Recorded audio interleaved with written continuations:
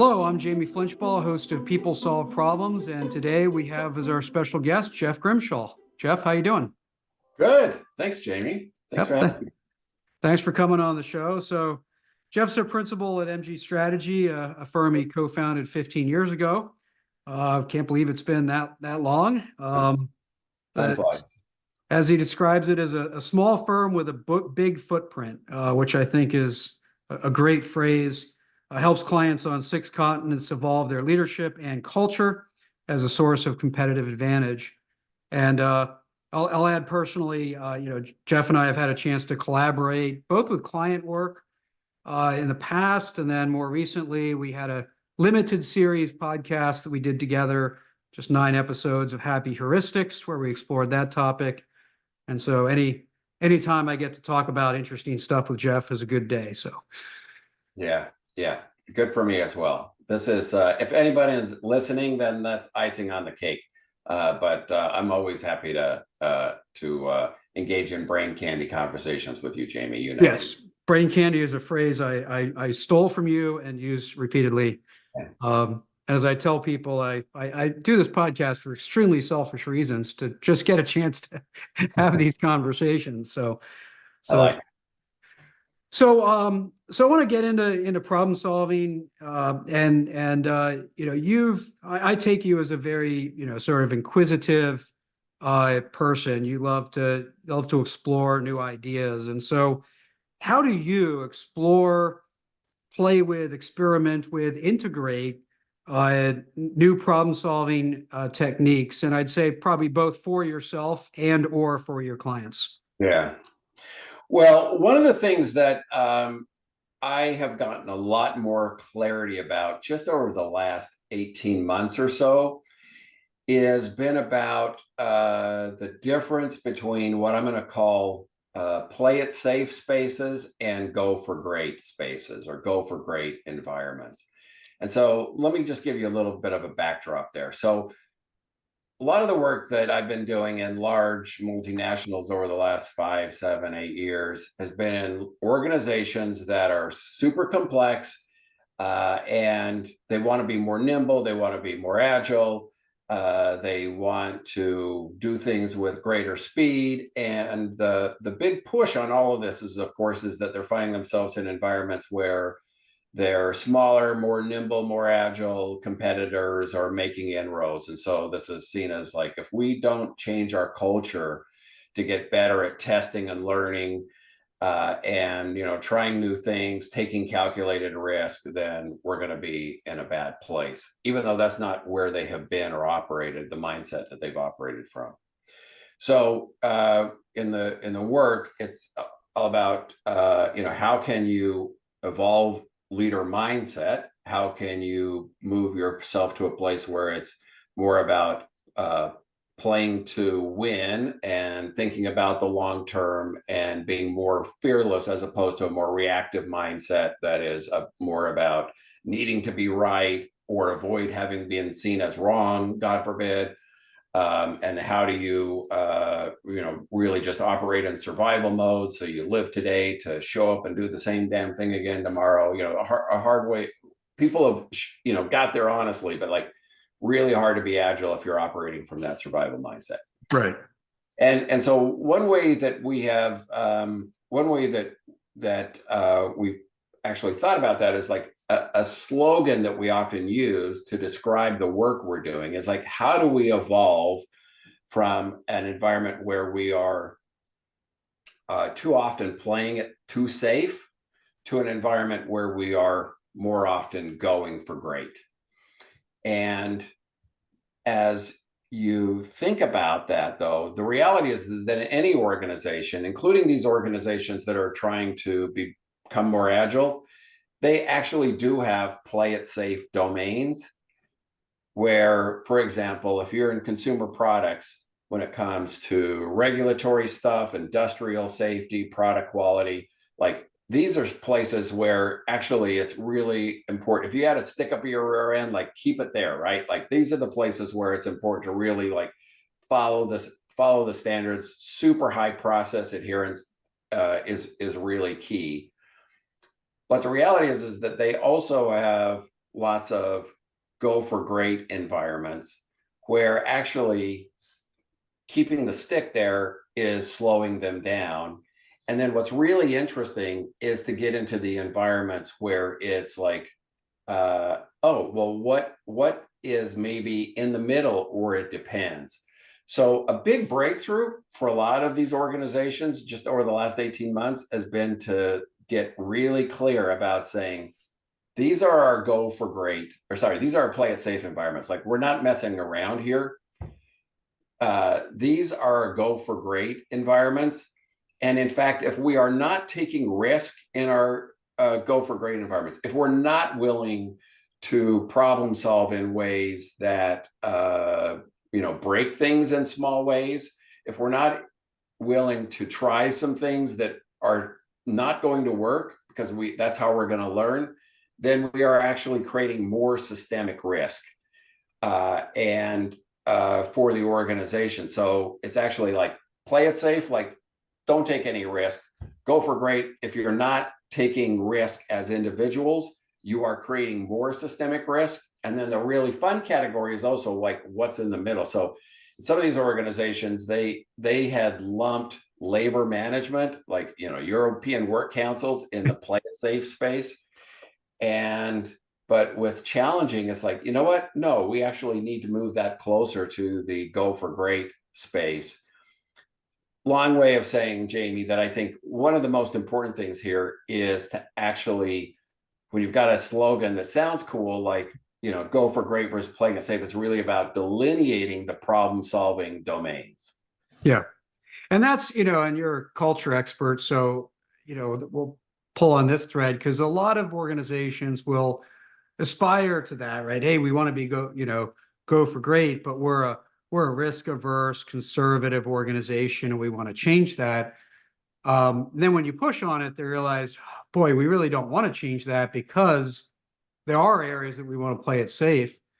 And then there's organizations that sort of go all out on being, this is sort of your type A, testosterone driven organization. Everything's go for great.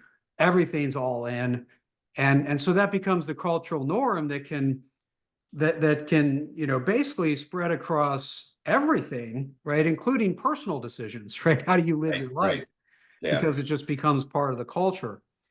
And so I think, the idea of discerning and saying, no, we want to be both, right? We're not about being a risk averse organization or a risk forward organization. We're about making good decisions about when to be which. Yeah. And so I think that's probably harder, right? But very useful. And so what I want to ask next is essentially, how much does the underlying culture matter in making that decision? Is it separate from the culture, or is the underlying culture a big driver of how you become discerning about those two domains? Yeah, it's pretty much defining. So here's an example. I think there's a big word that can be a turnoff. It's ergodicity, but and I don't want to spend too much time on it, but the big difference here is in understanding what are our ergodic and non-ergodic environments, and then what is the mindset that we bring to them, and that's all about culture. So I'll unpack that real quickly. So you think about, like, for example, you and I worked in a utility company, I don't know, I guess 10, 12 years ago, and they'd had some terrible things happen. And why did these things happen? Because they took some risk in a what we call a non-ergodic environment. They took risk where there was only anytime somebody took this particular risk, cut a corner, maybe there was only a 1 in 50,000 chance of it going badly, ending up catastrophically. And people took those risks. If you said to somebody, will you pay Russian roulette for $1 million?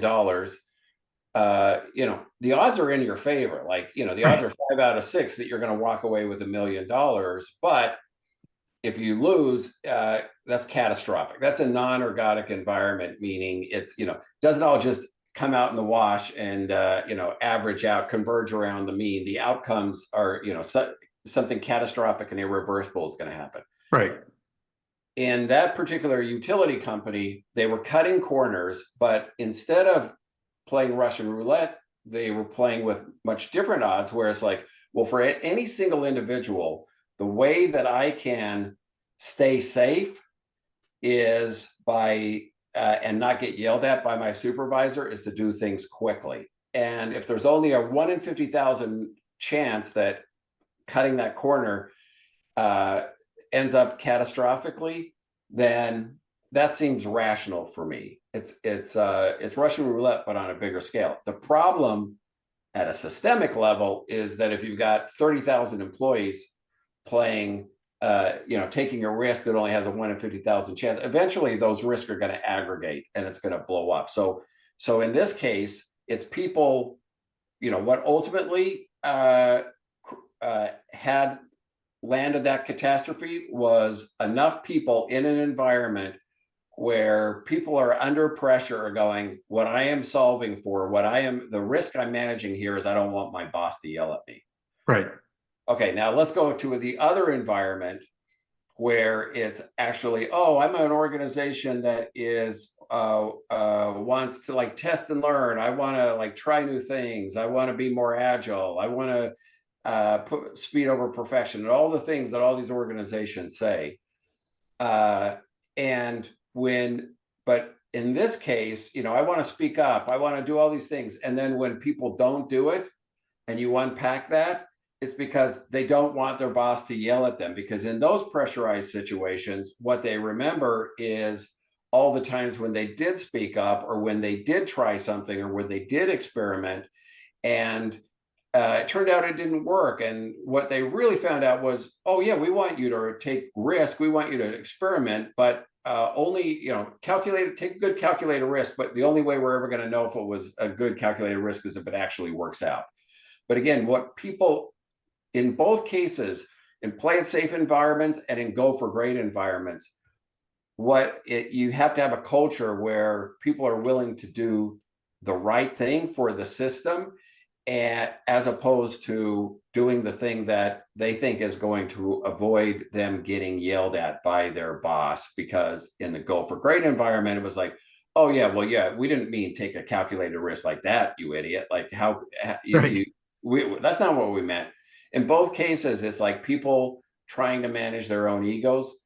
And so really, ultimately, the way that you have people's ego interest aligned with the enterprise interest is through culture. Yeah. No, that's pretty important. I like how you put it both ways in both directions, because yeah, if you only judge taking risky decisions based on whether they turned out well, it's hard to actually take those risky decisions. And you kind of indicated, right, this is, very true.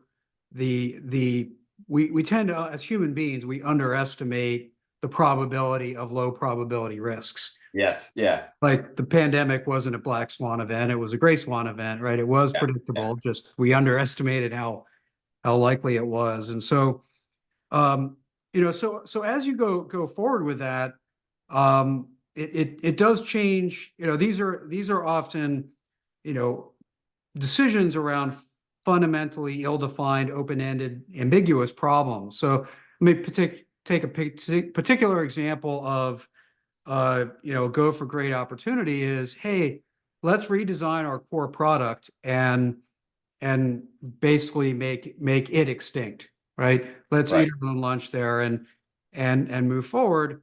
But you want to do that before somebody else does, but what's the probability somebody else does, right? What's the probability you actually need to do that? And so the inclination is, well, if I screw up designing that new product and it doesn't do as well, it's all on me. But if I don't, right, then we're at huge risk. So because the assessment of risk and the success of risky decisions is so much in the future and so ambiguous, how do you factor that into these decision-making and solution sets? Yeah. I mean, I think this is where we have to have clarity about, this is where I think it's important to build into decision-making processes what we know about human biases, for example. Like, we don't, when we make extra effort to mitigate risk, we don't know what catastrophes we prevented. And so that's part of where our skewed sense of risk comes from, is because we don't, but we sure as hell know that when things go south, then we'll figure out what went wrong. So I think part of it is, how do we impose a little more learning than may feel necessary onto an organizational culture, because we know as human beings that we need it. You were speaking about resulting bias, and I think this is huge, and it's really shocking to me how few executives understand this idea that, we've got clients where they say they want people to take calculated risk, but then when people go, but what is an appropriately calculated risk? The answer is essentially, in retrospect, if this thing turned out, then that means it was appropriately calculated. And if it didn't, or it wasn't, you're an idiot. And that is a recipe to not have anybody try anything ever. Right. Resulting bias is the idea that Annie Duke wrote about beautifully in her book, Thinking in Bets. Poker pro, awesome, smart human being, and said, it's we live in a probabilistic world. Resulting bias is this idea that that we judge things only based on their outcomes rather than on the quality of the decision making based on what was available at the time. And at a poker table, you're going to do everything right based on game theory, and you're still going to lose sometimes because of probability. And in some cases, somebody who's an idiot is going to luck their way into a win. So, part of this is about building into our schemes for decision making and problem solving some nudges that take into account that as human beings, we're going to jump to conclusions or have biases or intuitions that actually are going to potentially get us into trouble if we don't correct for them. Yeah. So this is super important because they're inherent biases, right? And so there's some biases that you can, change, right? Based on gathering more information and practicing to operate a different way. There's some biases that are just always going to be present. So do you have examples of those nudges that can help us with something like a resulting bias? Yeah.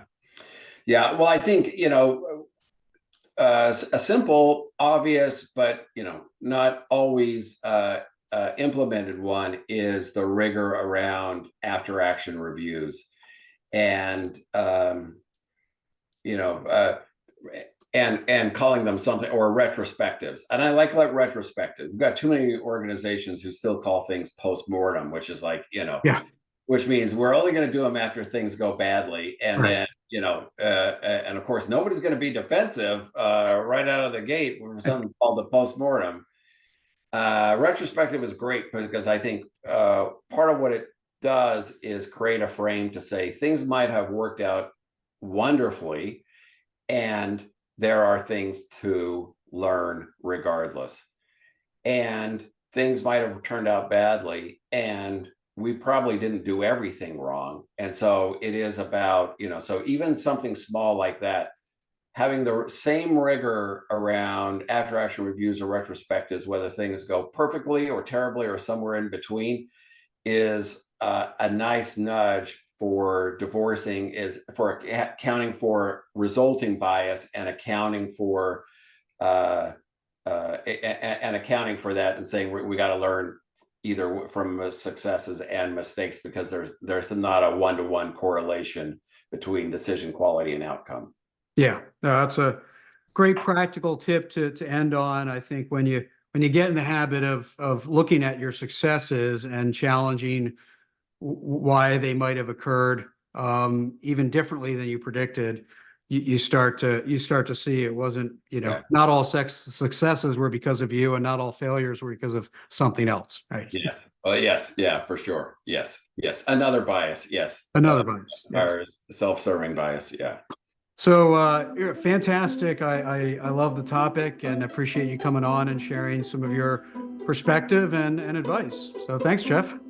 My pleasure. Anytime. Thanks, Jamie. Thanks for listening to the People Solve Problems podcast. Let's keep the conversation going. Visit jflinch.com for more episodes and other content. And continue to join us on your podcast app, of course. We greatly appreciate your feedback through reviews and ratings. Consider expanding your understanding of problem solving with Jamie's book, People Solve Problems: The Power of Every Person, Every Day, Every Problem. Available on Amazon. Until next time, keep learning, innovating, and solving problems.